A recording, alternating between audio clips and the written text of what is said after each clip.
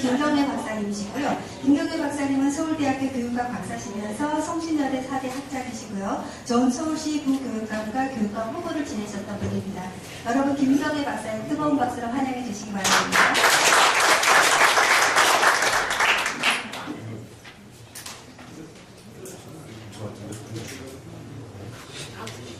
예, 방금 소개받은 김경입니다. 이렇게 늦은 밤에 공부하시느라 고생이 많으신 것 같은데, 방금 제가 이게 들어와 보니까 뭐 선거 얘기를 많이 하시는 것 같아요. 다 선거를 나가시려고 하시는 거예요. 그 뜻이 있는 건지 상당히 궁금해서. 당장 내년 6월에 지방선거 있지 않습니까? 제가 뭐 좀 알아야 설명할 때 좀 도움이 될 것 같아서. 전 현재 성신여대 사범대 학장으로 있는 김경입니다. 제 경력을 간단히 말씀드려야 될 것 같아서 저는 3년 전에 성신여대를 갔는데 그전에는 이제 공무원을 오래 했어요. 교육부에서 기획관리실장까지 하다가 서울시교육 쪽에 부교육감, 여러분들 아마 공정택시 기억하시죠? 네. 근데 이 부교육감 하면서 부교육감님께서 좀 영어의 몸이 되는 바람에 교육감 권한대행을 한 7개월 하다가 이게 이제 보궐선거가 있지 않았습니까? 이게 보궐선거에 나오려고 출마를 하려고 했다가 그때 후보단이라고 과정에서 그때 보수 후보가 많이 날림돼 있었을 거예요. 기억을 하실 거예요. 광노현 씨하고 이원재 씨하고 교총하고 두 분이 이제 양강구도를 만들어준다고 들어갔는데 결과적으로는 이제 뭐 보수 후보가 난립해서 진보 후보가 되는 그런 결과가 됐습니다. 그래서 저한테 이게 이 주제를 줬기 때문에 저도 뭘 강의를 드릴까 생각을 하다가 이게 여기 나온 것처럼 이제 교육자치하고 지방자치하고 일반자치하고 갈등이 많거든요. 우리나라가 독특한 제도입니다. 이 지방교육자치라고 하는. 쉽게 말해서 시도지사하고 교육감의 관계, 그걸 중심으로 제가 설명을 드리고, 내년 6월에 당장 제 6대인가요? 전국 동시지방선거가 있는데, 교육감 선거도 같이 있거든요. 선거제도가 바뀝니다, 이게. 그걸 중심으로 설명을 드릴게요. 여기 나오신 분들 다 아시죠? 사이도 좋지만은 정당에 따라서 색깔이 굉장히 다릅니다. 하나는 진보 보수고 마찬가지예요. 양쪽 보면은요. 이 보시면은 뭐 다 아실 거예요. 뭐 설명을 정치적인 제가 안 할 테니까 다 아실 것 같아서 이런 갈등 구조 속에 제가 설명을 드릴게요. 이 지방교육자치제도가 뭐냐부터 해가지고 맨 마지막에 지사와 교육감의 바람직한 관계까지 설명을 드리겠습니다. 지방교육자치제도 우리나라 굉장히 독특한 제도거든요. 전 세계적으로 유일한 쉽게 교육감을 직설 뽑는 나라가 거의 없어요. 미국의 14개 주 말고는 없습니다. 그게 어디서 근거를 두느냐면은 헌법에 나오는 여기서 많이 얘기하는 정치적 중립성이라는 부분이 31조에 나옵니다. 그 다음에 이제 지방자치법에 보면은 교육학예에 관한 거는 별도 기관을 둔다 해가지고 이게 따라서 지방교육자치단 특별법이 생겨가지고 이 법에 따라서 시도교육감이 권한이 있고 시도의 상임위원회를 교육위원회가 있는 거예요. 법의 근거는 이렇게 말씀을 드리고요. 현재 지방교육체제는 여러분들 잘 아실 거예요. 교육감이 계시고 전에는 교육위원회가 별도로 있었잖아요. 왼쪽에 오른쪽에 보시면 지방의 안에 이제 상임위원회로 이제 교육위원회가 있다고요. 교육위원회가 있고 그 다음에 이쪽에 교육감 협의체가 있고 지방교육 행정협의라고 해가지고 교육감하고 시도지사하고 협의체가 법으로 되어 있어요. 둘이 싸우지 말고 협력해서 지방교육을 좀 끌고 가라 이런 의미로 되어 있는 거고 지역교육청이라고 서울 같은 경우에는 이제 있지 않습니까? 강남구 교육구청 예를 들어서 저기 강북 성동 이런 것이 뭐냐면 전국 178개가 있습니다. 그 밑에 이제 단위 학교가 있죠. 그러니까 교육감은 법적으로 뭐냐면은 이게 시도교육학에 관해서 사무의 집행기관의 수장이면서 그러다 보니까 이 소송의 이제 대표 역할을 합니다. 그러니까 학예에 대해서는 시장하고 도지사가 아니고 교육감이 이제 대표가 됩니다. 이게 논란이 되는 게 뭐냐면은 지방자치단체에서 머리가 하나만 있으면 돼. 왜 둘이 있느냐 이런 얘기가 나옵니다. 머리가 둘이 있는 꼴이 되거든요. 그래서 이게 우리나라 독특한 제도라고 하는 게 이런 얘기고요. 교육감이 자격을 보시면은 시도지사하고 똑같습니다. 똑같은데 교육감의 정치적 중립 때문에 1년 동안에 지금부터 이제 소급해서 내년 후보 등록하기 1년 전에 정당 자격을 가지면 안 되시고 종전에는 5년 동안 교육 경력을 요구했었어요. 여기 맨 밑에. 근데 이게 내년부터 없어집니다. 이제. 여러분들 혹시 정당원이 아니면 여러분들도 출마하실 수가 있어요. 요게 바뀌었어요. 그래서 교직단체 요걸 가지고 계속 문제를 삼는 거예요. 그러면 시장하고 도지사하고 교육하고 차이가 뭐냐? 자격 요건도 없는데 이런 논란이 돼가지고 이제 이 현재 이제 한국교총을 비롯해서 전교조 이런 데에서 이걸 가지고 다시 부활하자는 얘기 여기서 나오는 겁니다. 교육에 전문성이 없는 거 아니냐? 이런 얘기가 요 밑에 5년의 교육경력에서 요 부분에 나오는 얘기. 근데 아까 시도의 교육위원회가 상임위원회로 있는데요. 서울시가 제일 크니까, 경기도하고 서울이 제일 크니까 보시면은 15명이 이제 교육 상임위원회가 있는데, 서울시 교육위원이, 서울시 지방위원이 116명이라고 그랬죠? 그 안에 15명이 이제 상임위원회 교육위원회 구성되어 있는데, 반 이상이 교육위원으로 구성되어 있어요. 8위 아니죠, 8위. 별도로 뽑잖아요. 작년에, 2010년에 선거할 때 해보셨죠? 교육위원을 별도로 이제 뽑는다고, 8분을, 굉장히 광역을 뽑는다고 해서 이게 위원 소지가 있다는 얘기였던 거죠. 각 시도가 다 있는데, 이제 세종시만, 이거는 이제 충남에서 뛰어나오면서 별도로 선거를 안 하고, 충남에 있는 도의원들이 왔기 때문에, 교육위원이 교육위원이라 별도 선거를 안 했습니다. 여기를 보시면 다시 한번 정리해보면은, 지방의회 안 속에 교육위원회는 상임위원이 있고, 상임위원회 과반수가 교육위원이 있고 교육위원을 별도로 뽑았다. 이게 2010년도 제도입니다. 이게 없어져요. 내년 6월에는 교육위원이 없어집니다. 교육위원들이 요새 무슨 얘기하냐면은 부활을 얘기한다고. 교육위원의 부활을 교육계에서 계속 주장하는 게 이겁니다. 교육위원이 있어야 되겠다. 왜 그러면은 이게 교육자치의 지방교육자치의 기본 정신을 훼손하는 게 아니냐. 이런 얘기 여기서 나오는 건데. 주로 교육계에서 나오겠죠. 여기도 자격은 똑같아요. 보면은요. 교육경력 및 교육행정경력 5년 맨 밑에 나오는. 요것도 이제 없어지기 때문에, 이게 이제 교육위원회가 없어지기 때문에, 이제 교육위원회는 상임위원회에 있겠죠. 있는데, 일반인 시의원이나 도의원들이 교육위원을 하시는 겁니다. 이렇게 얘기하는 것이 이제 시도 교육위원회가 이제 내년 6월에 없어진다. 그렇게 여러분들이 기억을 하시면 되겠고. 그 다음에 이제 시도지사가 그런 지방교육에서 뭘 할 수 있느냐. 시도지사는 이거 뭐냐. 왜냐면은 지방에 가보면은 교육이 가장 중요한 이슈가 될 수가 있는데, 그 지역에 아파트 값을 올린다든지, 지역의 또 젊은 학부모들은 굉장히 교육에 관심이 많은데, 시도지사는 공약을 할 수가 없단 말이에요. 왜냐하면 교육감이 권한이니까.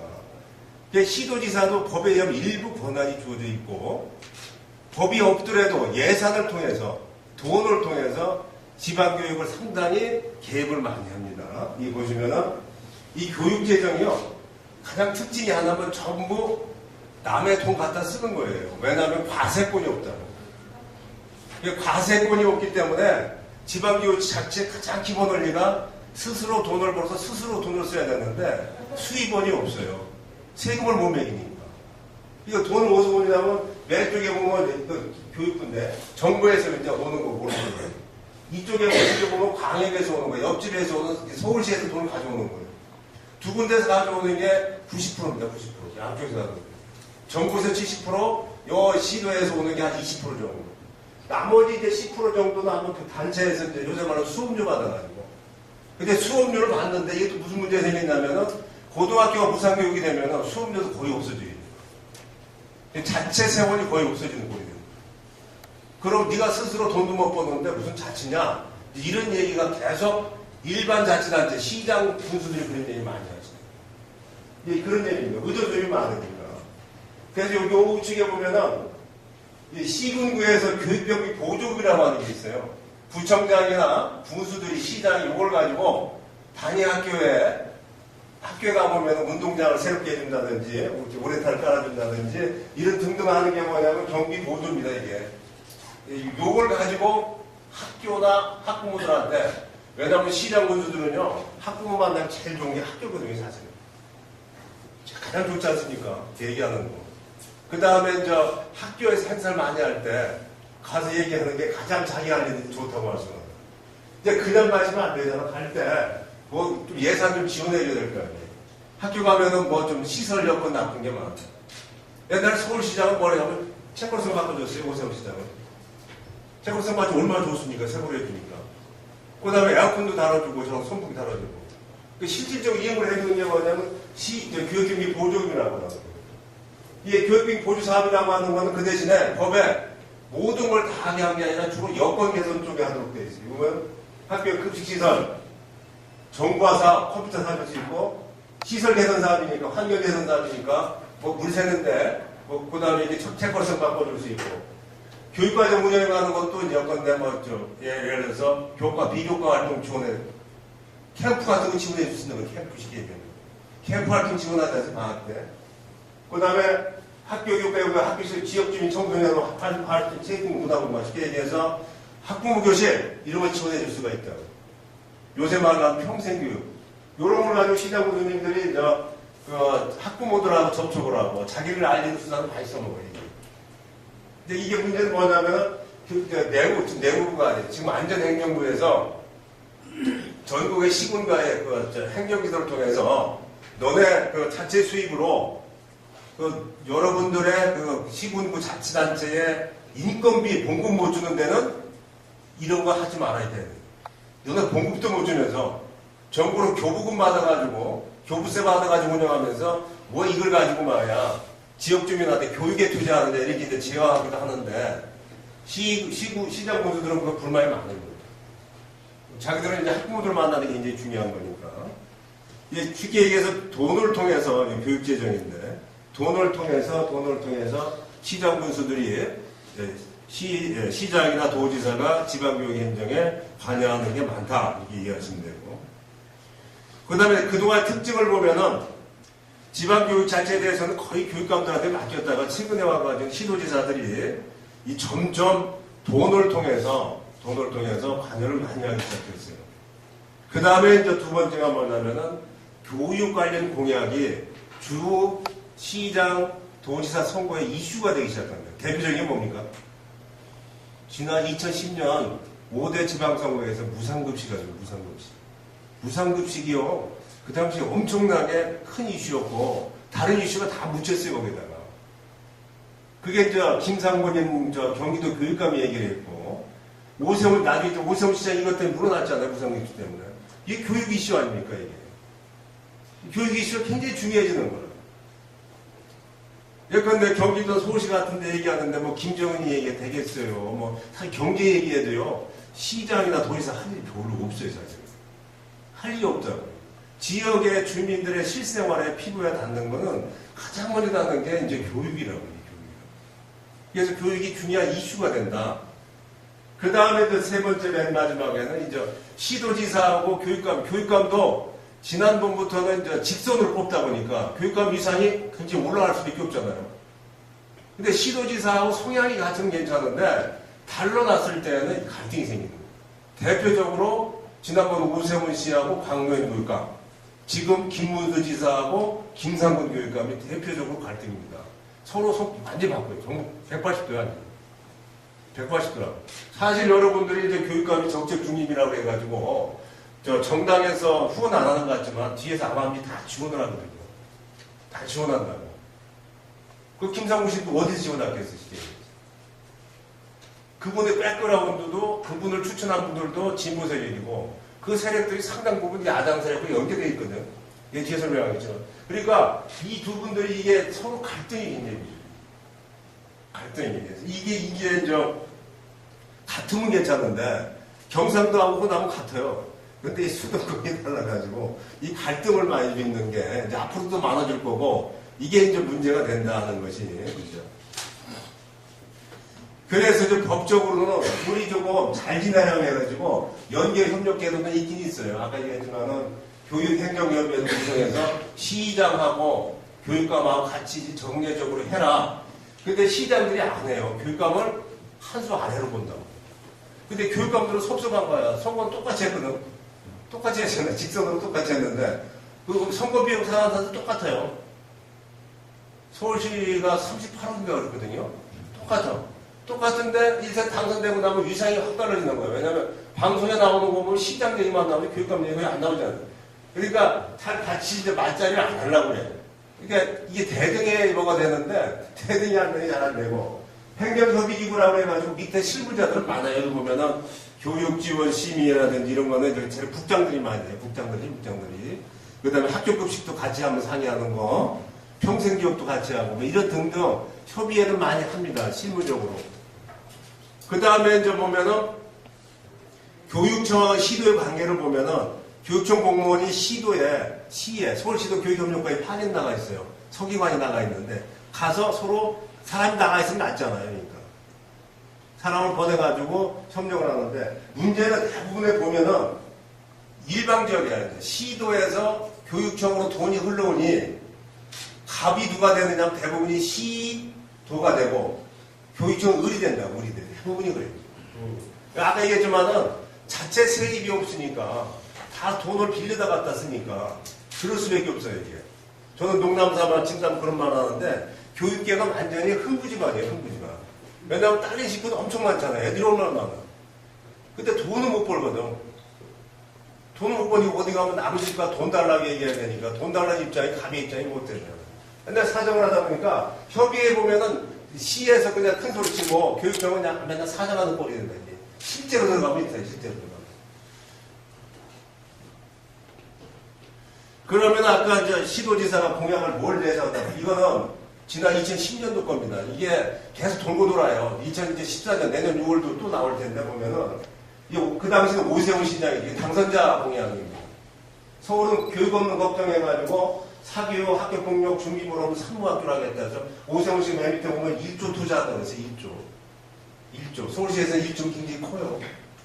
이게 보면은 여기 산무학교 예를 들어서 보면은 5,300원 뭐 저도 복지 강화 등등 해서 왜냐하면 서울시 교육감이 왜 교육에 1조를 투자하느냐 이렇게 얘기할 수 있잖아요. 서울시 시장이 교육감 옆에 있는데 왜 남의 집 빚에다가 왜 자꾸 1조나 쓸 수 있냐. 근데 오세훈 시장은 그게 필요하니까 표가 되니까. 그 다음에 인천은 누구예요? 응? 인천은 누굽니까? 송씨 아닙니까? 송영기 씨. 인천 거 보시라고. 인천 거 보면은 여기도 1조 쓴다고 그랬다. 여기 그 다음에 중요한 건 친환경 무상급식 전면세 있어요. 여기 중요한 거는요. 무상급식만 얘기 안 하고 친환경까지 얘기한다. 질 좋은 거를 무상으로 먹이겠다. 집에서도 친환경 못 먹는데 학교 친환경 먹일 때 얼마나 좋아요. 이게. 앞으로 유기농이 나올 것 같은데. 그죠? 예를 들어서 이런 식으로 굉장히 이런 문제 무상급식 굉장히 중요했고 경기도 김문수 지사는 이제 여기가 독특한 게 이제 실력과 인성을 같이 얘기하는 거예요. 실력도 키우고 공부도 잘하고 사람 되는 이제 좋은 사람을 만들겠다. 부모 안심 기숙학교를 세우겠다. 여기 보면요, 인천, 경기는 교육감, 시장이나 도지사 간단해요. 서울을 이기겠다고 하면 돼요, 서울. 이 주변에 보거든요. 이 주변 보면 서울에 맨날 이게 종속돼가지고, 분당은 어딜 봅니까? 이게 강남을 보는 거 아니에요? 강남 보는 거. 옛날에 얘기하면은 서울시 아파트 값 조정하는 건 제일 좋은 거거든요. 학군 조정하면 금방 차이가 나요. 여러분들 저쪽에 동작하고 이 서초하고 큰 가운데 큰 도로 있잖아요. 동작 하나, 그거 하나 다리 건너가지고 큰 도로 건너서 집값이 살짝 차이가 나는데 학군 때문에 그래요. 학군을 만약에 제가 만약 교육감 됐다 그러면 동작하고 관악하고 서초하고 같은 학군 묶어놓으면요. 동작 쪽 아파트값 확 올라갑니다. 확 올라간다. 그게 굉장히 영향을 미쳐서 예를 들어서 지난번에 2002년도에 경기도가 평준화를 했거든요. 분당하고 일산에 좋은 백석백신이나 분당의 서현고등학교 같은 게 평준화되니까 학부모들이 어디로 왔냐면 강남 쪽으로 와가지고 그 당시에 강남 집값이 많이 올랐어요. 이사를 와가지고. 그러니까 그만큼 민감하게 반응하는 학군 효과가 굉장히 그래요. 서울시에서 사실 그래요. 전세값도 상당히 영향을 미친다. 아니, 집값만 가정하면은 집값만 만약에 안정시키겠다고 하면 학군을 확 휘둘러놓으면 된다고. 이제 그렇게까지 할 수는 없지 않나요, 사실은, 현실적으로. 이런 문제가 이제 예를 들어서 공약에 이제 보시면은 제가 하는 거는 교육 공약이 많다.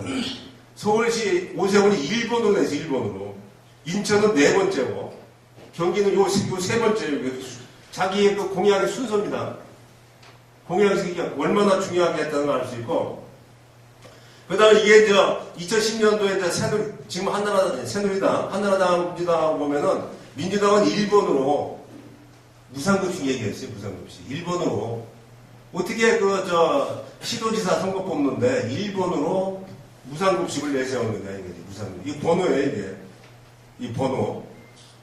첫 번째가 의무교육 친환경 무상급식이에요. 참 대단한 거죠. 이만큼 교육이 중요한 지방선거에 이슈가 될 수가 있다. 그러니까 한나라당도 안 되겠다. 민주당이 이렇게 치고 나가니까 그래서 자기들도 여기 보면은 5번째로 그 든든한 급식, 좀 어정쩡한 얘기죠. 든든한 급식이라고 얘기해가지고 자기도 이게 넣은 거죠, 사실은. 이렇게 한 것이 지방선거에서 공약에서 교육이 많이 나타난다. 그 특징 보면 아까 얘기했지만은 5대하고 4대 선거를 비교해보면은 교육 관련 공약이 많이 늘어났고 그 당시 4대에는 자율성을 강조했는데 5대는 복지를 강조했거든요. 이 한 해 선거도 트렌드가 있다고 시대 흐름이 있더라고. 복지가 강조가 됐어요. 이번 대통령 선거도 복지가 굉장히 강조가 됐죠. 다음 선거는 그렇게 강조 안 될 겁니다. 분명히 보세요. 왜냐하면 5년 후는요. 이 복지 때문에 재정이 굉장히 어려워질 거예요. 그러면 다른 이슈가 나옵니다. 이슈가 달라져요. 똑같은 이슈가 절대 반복이 안 됩니다. 그렇기 때문에 교육복지가 강조됐고 새누리당은 그때 30%까지 준다고 그랬어요. 어려운 30%. 제가 봤을 때 서울시에도 한 10% 정도는 다 무상급식을 했어요. 어려운 맨 밑에 10%. 그리고 30%까지 하겠다는 게 한나라당이었고 민주당은 아니다. 이건 권리다. 권리이기 때문에 모든 사람한테 다 줘야 된다. 이 권리로 해석하는 거예요. 권리. 굉장히 다릅니다. 권리로 해석하기 때문에 보편적 복지가 된 거예요. 그 다음에 자기들도 그러니까 이 나중에 돈 문제가 나오니까 어떻게 돈을 내겠다는 걸 구체적으로 아까 얘기했지만 1조라는 얘기가 자꾸 숫자가 나오기 시작하거든. 숫자가 나오면 꼼짝을 못해요. 물론 매니페스토 영향도 있지만은 그만큼 의지를 강하게 표시했다 이렇게 얘기하죠. 그 다음에 시도지사 교육감 발등인데 여러분 잘 아실 거예요. 이게 왜 그렇게 됐냐면 서울시 이것 때문에 오세훈 시장이 물러나고 이게 정치적으로 큰 지각 변동을 일으켰다고 사실은. 그 이후에 이게 2011년도 사건 아닙니까? 기억하실 거예요. 그 당시 발단은 여기에 오세훈 시장은 하위 30%까지 주겠다. 나중에 50%까지 얘기했어요. 50%까지. 나중에는. 근데 저 강로현은 전면적 무상급식을 주잖아요. 100% 주니까 100%. 여기서 발달이 된 거죠, 사실은. 근데 6.2 지방선거 여러분 아시겠지만은 서울시 25개 구청장 중에서 4개 빼놓고는 21개가 다 민주당이었잖아요. 거기 통째로 다 21개 구청장, 그 다음에 114명의 시의원이 있는데 그 중에 79명, 그러니까 민주당은 다 전부 무상급식을 주장했고 교육의 8명 중에서 5명이 무상급식을 공약을 했다. 그러니까 그 당시에는 다 무조건 무상급식 그것만 공약을 한 거예요. 흐름이 있기 때문에 거신 사람이 별로 없었다고. 근데 오세훈 시장이 자기가 이거 사실은 제가 봤을 때는 정치적인 승부수를 건 것 같아요. 오세훈 시장하고 제가 같이 있었는데 승부를 거신 것 같아요. 왜냐하면 자기가 당선됐지만은 그때 막판에 뒤집어진 거 아니에요. 한동숙 씨하고 할 때 굉장히 빅게임이었거든요. 그리고 이제 선거 끝나고 보니까 서울시 의회의 4분의 3을 민주당이 잡아가지고 사사건건 반대하니까 굉장히 힘든 데다가 이걸 이슈로 한번 잡아보자. 이거 잘 잡으면 자기가 대권 후보까지 올라갈 수 있다고 생각하신 것 같아요. 그래가지고 이건 이제 소위 말하는 복지 파퓰리즘이라고 얘기해가지고 크게 이슈를 잡았다고. 그래서 자기가 승부수를 던진 거죠. 무상급식 투표를 해가지고 주민투표는 3분의 1이 투표에 참여해야 됩니다. 근데 3분의 1 투표는 안 했잖아. 25.7%는 결국 자기가 졌지만은 물러났잖아, 깨끗하게. 이걸 보면은요, 여기 갈등 주체 보면은 광명교감 오세훈 시장이지만 이 뒤에 보면요, 광명교감은 민주당은 야당이고 전교조 친환경 복심연대 경향 한겨레 신문이 뒤에서 지지를 했어요. 그럼 이쪽은 뭐냐? 신문에서는 조중동이고 그 다음에 한나라당이고 보수단체라고 있죠. 보수단체. 이쪽은 소위 말하는 진보 좌파 이쪽이 강한 사람들이고 그리고 이제 그 이데올로기를 보면 이쪽은 보편주의라고 해요. 이게 권리라는 얘기를 쓰거든요. 모든 사람이 다 포함한 권리다. 이게 아니다. 자격이다. 엔타이틀먼트하고 라이트하고 달라요. 주어지는 자격이다. 이렇게 해석을 달려가지고 이데올이 있어 싸움이었다고. 근데 오세훈 씨 얘기는 이렇게 하면 나라 거들난다. 두고 봐라. 이게 파퓰리즘 나라 망하는 거다. 해가지고 자기가 승부수를 던진 건데 결국 이제 주민들이 이제 25.7% 호응을 33%까지 안 해줘가지고 양반이 물러난 거 아니겠습니까? 이게 뭐냐면은 이 뒤에를 보면은요, 둘의 박노현하고 오세훈이 싸우지만 뒤에는 사실은 진보와 보수가 되게 다 있었어요. 신문도 그랬고, 저도 뭐 어느 단체에 가입했는데 뒤에 뭐 단체 있지 않습니까? 시민단체. 시민단체가 한쪽은 완전히 보수단체고 한쪽은 진보단체였다고. 그래가지고 둘이 싸운 거 시기예요. 그러니까 대선 전초전이라고 얘기한 사람이 있더라고. 응? 대선 전초전 정도 된다. 이거 다음에 그 다음에 국회의원 선거가 이어지지 않아요. 국회의원 선거가 그 당시 분위기가 야당 분위기였거든. 사실은. 이 선거로 이어졌다고 이게. 이 분위기가. 근데 새누리당이 그때 뒤집어가지고 했지만 그때 그 당시 분위기는 야당이 압도적으로 국회의원도 되는 걸로 했다. 이런 분위기가 실제로 뒤에 백업되는 세력을 보면은 이거는 굉장히 정치적이다. 이게 교육 복지 문제가 이렇게 큰 이슈가 된다. 그 다음에 이제 교육감 선거, 시도지사 교육감 선거 할 때, 아까 얘기했지만은 시도지사가 교육감 선거가 뭐 어떤 의미가 있냐. 교육감 선거 말이 많잖아요. 예? 예컨대 교육감들이 자꾸 걸려 들어가가지고 구속되는 경우도 나오고, 박노현 씨도 결국은 도중 하차했잖아요. 도중 하차했죠. 그래가 작년 보궐선거에 지금은 누구냐, 문용희 씨가 됐고, 충남교육감도 또 인사비리로 또 구속되고, 이런 등등 하다 보니까 이 교육감들은 안 되겠다. 그리고 아까 얘기했지만은 하나 지방자치단체에 총 책임지는 하나만 있으면 되지 왜 둘이 있어가지고 이거 복잡하게 하느냐. 교육이라고 하는 게 종합행정의 한 부분이지 그걸 굳이 떼가지고 따로 할 필요가 뭐 있느냐. 민주주의 원리라고 하는 거는 전문성보다도 중요한 게 민중의 통제고 일반적 상식 갖고 해야 된다고 소위 말해 레이맨 컨트롤이라고 하거든요. 누구나 가서 상식 가지고 건전한 상식 가지고 하는 게 이게 정치인데 자꾸 전문성만 하면은 그쪽에 집단의 이익만 이게 교직단체 이익만 대변하는 게 아니냐 이런 논리로 좀 반박하는 사람들이 많아요. 그래서 나오는 얘기가 뭐냐면 이거 첫 번째 나오는 거는 시도지사들이 주장하는 거예요. 러닝메이트 하자. 러닝메이트 하면 어떻게 돼요? 교육감이 이제 이게 시계 부가 되는 거죠. 미국 생각하면 되잖아요. 러닝메이트 똑같은 러닝메이트는 아니잖아. 한 사람이 앞서고 뒤에 따라오는 러닝메이트 하네요. 그러니까 부자가 되는 거예요. 부자가 된다는 얘기인데 교육청이 그 시도지사, 시도 밑으로 간다는 얘기예요. 그래서 시도 밑으로 간다는 얘기예요. 두 번째는 그냥 놔두고 공동등록제로 하자. 여기서 교육감 선거할 때 가장 이슈가 뭐냐면은 뭐예요? 기호라고 기호. 기호 어떻게 뽑는지 아세요? 교육감 기호 어떻게 결정돼요? 내가 1번이라고 새누리당입니까? 그거 아니거든요. 옛날에는요, 가나다 순으로 했어요, 가나다 순. 그러니까 강씨가 제일 좋은 거예요, 강씨가. 가씨나 강씨가 제일 좋아. 거기 1번 될 가능성이 제일 좋거든. 김씨도 좀 괜찮아요, 김씨도. 근데 최씨나 하씨 정도 하면은 거의 바닥이 저 들이밀리거든. 근데 우리나라는 이상하게 1번 아니면 2번 찍어요. 그리고 왜냐면은 이게 또 시장과 통해서 같이 선거하기 때문에 1번 나오면은 다 새누리당인 줄 알고 2번이면 다 민주당인 줄 알아요. 그 줄줄이 투표라고 해요. 그러니까 또 깜깜이 투표라고 하거든요. 그 지난번에 어떤 효과가 있냐면 지금 서울시는 8명인데 1번, 2번이 다 8명이다. 1번 아니면 2번이었어요.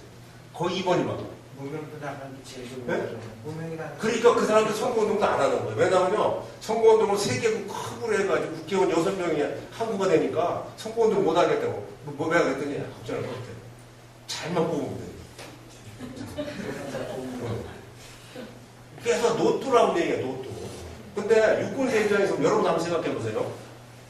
여러분들 시의원이나 시장이나 도지사에 생각하고 뽑지만은 구의원이나 예컨대 시의원 생각하고 뽑아요. 죄송하지만 거의 아마 당보 뽑으실 거예요. 아니면 전날 부르시 한번 보고 좀 잘생긴 사람이라든지 뭐 이렇게 그런 사람 한번 경력 보고 뽑지. 그 정도만 해도 사실은 굉장히 공을 들이는 거예요. 거의 그냥 당보 뽑는다.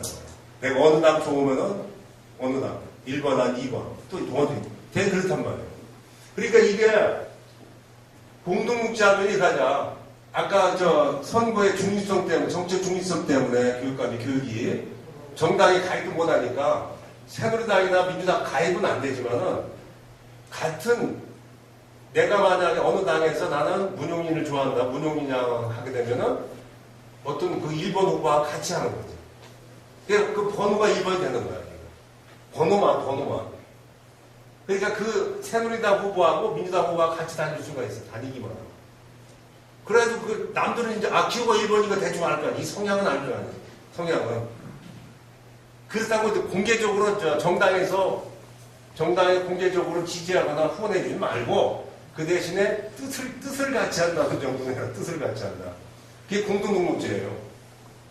그럼 후보 날림이 엄청 막 줄어든다고. 저도 기초단체장에 당의 공천을 반대하는 사람인데도 불구하고 한 표는 너무 빠르다는 거예요. 왜? 유권자 입장에서 보면요. 5-6명 나오면 구분을 못해요. 구분 못한다고. 그러니까 얻을 때 보면 똑같은 색깔 다 하잖아요. 똑같은 색깔, 자기가 그 당에 가깝다고 하고 해서. 브로셔에 색깔 똑같이 하잖아요. 근데 색깔 똑같으니까 또 그것도 구분이 안 돼. 구분이 안 되는 거예요. 이 사람의 성향이 뭔지 할 수가 없다고. 근데 그게 2-3사람이면 자기가 노력을 해서 이 사람의 성향을 파악하겠지만 7-8명 나오는데 어떻게 구분해서 그걸 합니까? 못한다고. 그 구의원 뽑죠. 시의원 뽑죠. 그 다음에 구청장 뽑죠. 시장 뽑죠. 옛날에는 교육위원 뽑았죠. 교육감까지 6명을 뽑았는데 어떻게 합니까? 불가능한 얘기예요. 또 유권자한테 그렇게 부담을 주면 안 돼요. 그건 민주주의다. 그렇게 부담을 주면은 민주가 안 해. 안 한다고. 그렇기 때문에 제 얘기는 이것 하나 의미가 있어요. 제한적 직선제는 뭐냐면은 이게 이상하게 우리나라는 교육감에 관심이 없다. 특히 애들이 대학만 들어가면 관심이 없어요. 고등학교 들어갈 때까지는 한 관심이 있고 대학만 들어가면 다 잊어먹잖아요. 그러니까 그 관련이 있는 초중고학부모. 응? 교사들, 사학운영자 이런 사람들만 이해 당사자들만 하자. 근데 민주주의가 하면 안 된다고. 이건 또 문제가 생기잖아요. 그러면은. 그럼 서울시장도 서울시에 관계된 사람만 뽑자 이 얘기하면 안 되잖아요. 세금 내면 누구든지 이게 투표하게 하는 게 이게 민주주의 원리거든요. 이게 제한적 주민직선제도 교육에서 주장을 하는데 이건 뭐 제 생각에는 대표성 때문에 어차피 하려면 이건 뭐 별 의미가 없지 않느냐. 그 다음에 간선으로 하자. 왜 교권까지 선거하느냐. 뭐 선거하느냐. 간선에서 아니면은 시에서나 지방에서 뽑아서 추천해서 시장이나 도지사 임명하면 될 거 아니냐. 간선제가 5번하고 4번 5번이라고. 간선제로 하잖아. 옛날에는요, 91년 이전에는 교육감을 대통령이 임명했어요. 임명했다고. 그 당시 도지사도 시장도 임명했지 않습니까? 임명했어요. 교사도 임명했는데. 지금도 뭐. 그러니까 임명할 때가 더 좋았다. 교육감까지 뽑으니까 선생들이 선거한다는 건 무리다, 이거. 무리다. 선생님들은 솔잎을 먹고 커야지. 송춘이가 자꾸 나와가지고 엉뚱한 짓 없는데 읽지 말씀하는 분들이 있어요, 사실은. 그런 관점에서 지지가 받는 얘기예요.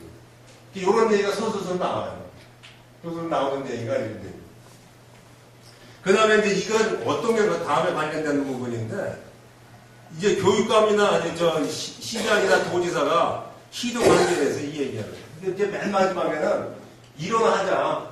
지금 행정은 종합인데, 이게 쉽게 통합하자는데, 통합해서 너님 매출해서, 너네 내가 부지사 시켜줄게. 교육감 부지사 하면 될 거 아니냐. 뭐 부지사. 교육만 맡으라 그래. 교육청은 직속기관이 되는 거죠. 직속기관이 되는 거죠.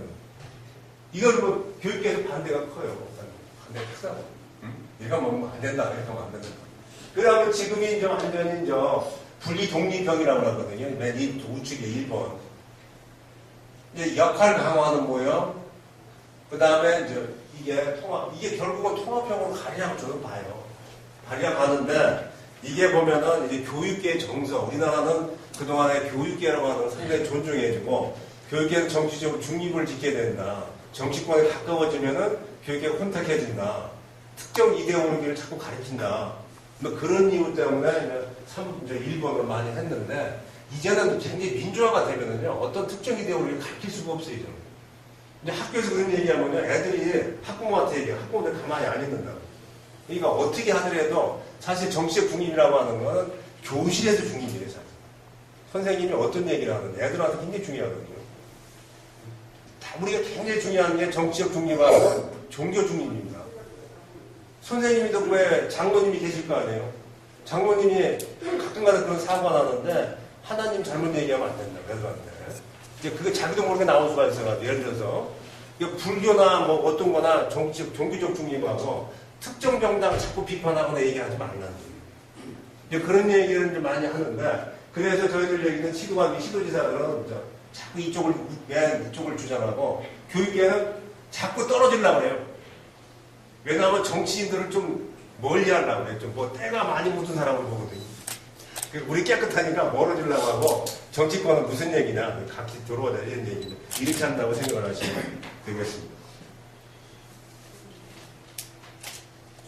제 얘기 여기까지 마치고요. 혹시 뭐 궁금한 사항이나 이렇게 있으면 제가 뭐 교육청에 좀 오래 있었기 때문에 그런 그 양쪽 입장을 좀 많이 봤기 때문에 제가 이제 말씀을 드린 거고.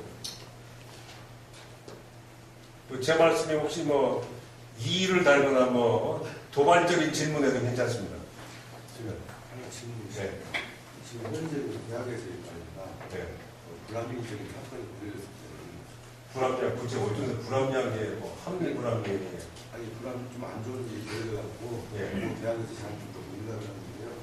그러면 교육계 의료관한테 좀 물어봐야 되겠다. 사립대학이에요, 국립대학이에요.